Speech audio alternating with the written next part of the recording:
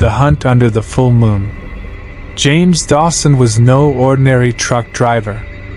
At 6'3", with a heavy gray beard and deep-set blue eyes that had seen too much, he was a man marked by grief and solitude. For years, the open road had been his refuge, a place where he could escape the pain of losing his wife, Margaret. She had passed away suddenly, leaving a void in his heart that nothing could fill. The roar of his Peterbilt 359, a classic, heavy-duty truck from the 80s, was now his only constant companion.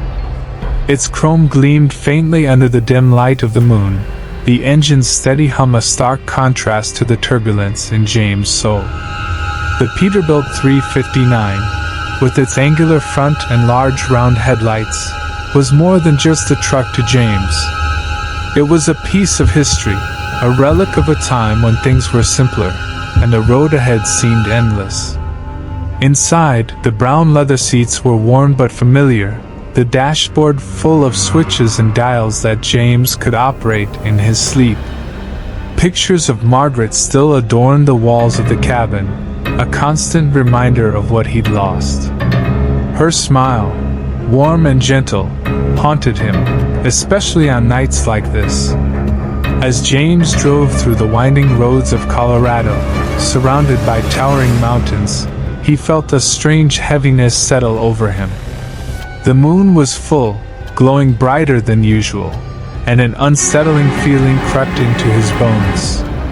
He had felt this before, a warning sign of what was to come. The curse that had plagued him for months was about to surface again. The transformation was inevitable. Sweat trickled down his brow as his vision blurred. His knuckles tightened around the steering wheel, and he could feel his muscles tensing. No, not yet, he thought, gritting his teeth. He had to pull over before the change consumed him. With a sharp turn, he veered off the main road and into the remnants of an old ghost town. The abandoned buildings creaked and groaned as he stumbled out of the truck, barely making it to the shadowy streets before the transformation began. His body convulsed, bones cracking, and skin stretching as he became something else, something primal. The werewolf that had cursed his life emerged, powerful and terrifying. James, now fully transformed, stalked through the town. His heightened senses picked up movement. Something was watching him. His ears perked up, and his yellow eyes glowed in the dark.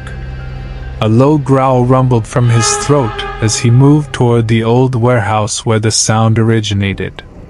He expected prey, something to hunt, but instead, there stood a figure cloaked in shadow. James. The voice was soft, barely audible, yet familiar. The werewolf halted, its beastly instincts overridden by the remnants of James' consciousness. The voice. It reminded him of Margaret, though he knew it couldn't be her.